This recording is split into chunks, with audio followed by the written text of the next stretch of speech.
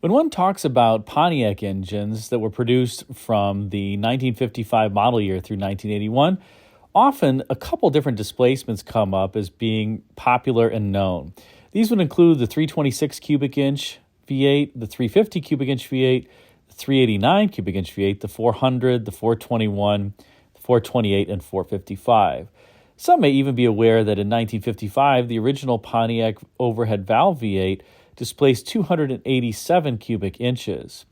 But there's a Pontiac V8 that many simply forget about, especially those who comment that Pontiac didn't have a small block, and that is the Pontiac 265 cubic inch or 4.3 liter V8 that was offered for just two model years, the 1980 and 1981 model year, in many different Pontiacs, including Bonnevilles, Catalinas, Firebirds, Grand Prix, Le Mans, Parisiennes, and even some Buicks and Oldsmobiles, including the 1980 Oldsmobile 88 and the 1980 to 81 Buick Century and Regal. To understand the history of this 265 cubic inch V8, one has to go back and understand what was happening at the times and why in the world would Pontiac introduce a V8 that was actually smaller than the V8 that it originally introduced in 1955. Well, during this time frame, General Motors, as well as all automakers, were under pressure to meet corporate average fuel economy standards, which dictated that the fleet average miles per gallon across all vehicles sold by the auto companies had to total 27.5 miles per gallon. This deadline was originally imposed for the mid-1980s, later extended by a few years to the later 1980s. But given the kinds of vehicles that the auto companies were producing in the 1970s, it obviously took a lot of effort on a number of fronts in order for them to achieve such large improvements in miles per gallon relatively quickly in one or two model generations in general. Now, one of the ways that auto companies met these regulations was by introducing smaller front-wheel drive compact vehicles, or at least vehicles that were more compact than those that they replaced. On the GM side, that included the X cars that were introduced in 1980, the Chevrolet Citation, Pontiac Phoenix, Oldsmobile Omega, as well as the Buick Skylark. And later on, even more front-wheel drive vehicles would be introduced, the A-bodies in 1982, as well as the J-bodies, the A-bodies being the vehicles like the Chevrolet Celebrity, Pontiac 6000, Oldsmobile Cutlass Sierra, and the Buick Century. The J-bodies being the Chevrolet Cavalier, Pontiac 2000 or J2000, later the Sunbird. The Oldsmobile Forenza, the Buick Skyhawk, and the Cadillac Cimarron. And then in 1985, it would be the C-bodies, the new front-wheel drive full-size vehicles that included the Oldsmobile 98, Buick Electra, and Cadillac DeVille and Fleetwood. But there still were quite a few rear-wheel drive vehicles that were relatively heavy that needed something to power them. And in 1980 and 81, Pontiac had a few different solutions. You can see here for the 1981 model year, there are a couple different engine options. The standard engine in these vehicles was generally the 3.8-liter V6. That was a Buick-sourced engine, denoted here by the B that you see in that line item. One up from the 3.8-liter V6 in 1981 was the 4.3-liter V8. That's this V8 that we're talking about, the 265 cubic incher. You can see the P. That means that it was a Pontiac engine. One up from that was the Olds 307 V8, the 5-liter, which has an O next to it. And then if I wouldn't really call it one up from that because this is a diesel, the 5.7-liter Olds diesel was another engine. So if you got a Pontiac, a full-size Pontiac in 1981, you just really didn't have much in the way of horsepower options. In fact, that 3.8-liter V6 made just 110 horsepower and 190 pound-feet of torque. Certainly not a great engine for a vehicle that was weighing about 3,700 pounds. The 4.3-liter V8 that we're going to talk about made 120 horsepower and 205 pound-feet of torque. So just 15 more pound-feet of torque and 10 more horsepower than the 3.8-liter V6.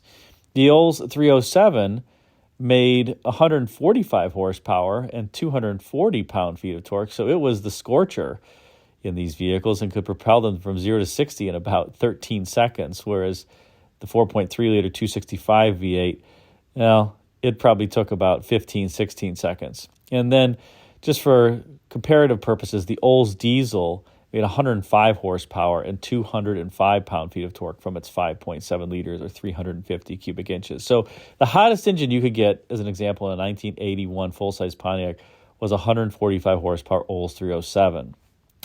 But this little Pontiac V8 was introduced along with some other small bore V8s during that time frame, including one from Olds, a 260 cubic inch V8, and Chevrolet also introduced some smaller engines as well during this time frame.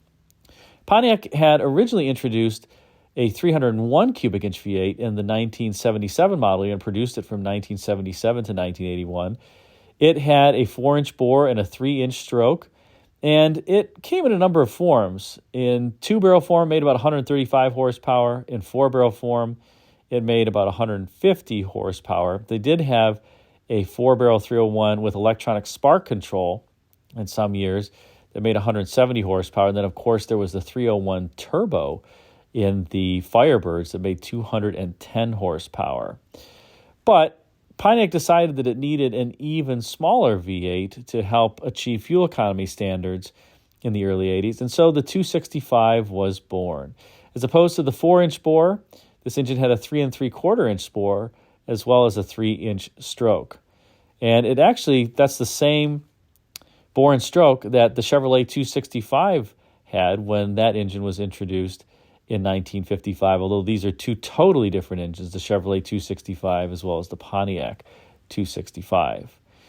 Now, I would say overall the 265 wasn't a bad engine. It was arguably a small block Pontiac because it had a shorter deck height, just like the 301. So whereas the 326 to 455 cubic inch Pontiac V8s were all the same size in the exterior, you really can't tell the difference between them unless you look at the engine codes.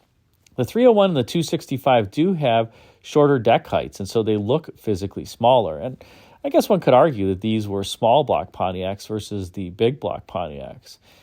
In any case, its 120 horsepower was quite lackluster, and to demonstrate the lackluster horsepower and torque, unfortunately, this 265 could only be ordered with a turbo-hydromatic 200 transmission behind it, which was just an absolutely horrible transmission until it was later revised into the 204R transmission. But these early turbo-hydromatic 200 transmissions were really revised Chevette transmissions, and they couldn't handle the torque of many engines, but they could handle the torque of a 265 cubic inch V8 relatively well. They still weren't overly durable. In any case, the 265, as I mentioned, just lasted for 2 model years. It would be the shortest run of the Pontiac V8s that would ever be produced, and also one that's kind of forgotten when it comes to history. It was relatively durable so long as you didn't rev it. These 265s had a crankshaft similar to the 301's crankshaft. Take a look here. There are only 2 counterweights on them, so they are, let's just say, not the strongest when it comes to the bottom end. But if you keep the RPMs below 4,000 RPM, it's just fine. Just don't be revving this engine and holding first gear or second gear and passing beyond what the transmission would do and normally upshift. I suppose there was one good thing when it came to the 1981 and 1982 Pontiac, at least the full-size cars, particularly if you go to Bonneville, and that was that if you bought one of those, you at least got a car with a comfortable interior, especially you got a Bonneville Brougham. Take a look at this interior here of a 1981 Bonneville Brougham with these biscuit pleated seats. It was a comfy place to be, and it was a quiet place to be. And like I said, this Pontiac 265, so long as you weren't in a rush, it did just fine. But if you were passing anybody, look out. It was kind of true for the vehicles of that period. But when you say that a vehicle has a V8 underhood, I think a lot of people just expected to have more oomph than what this 4.3-liter V8 did have. Hope you enjoyed this spotlight on a forgotten and Malaisy Pontiac engine, the 265 cubic inch V8. If you did, be sure to like, comment, and subscribe, and check out the video thumbnails at bottom left and right for some suggestions for you. Thanks again for watching.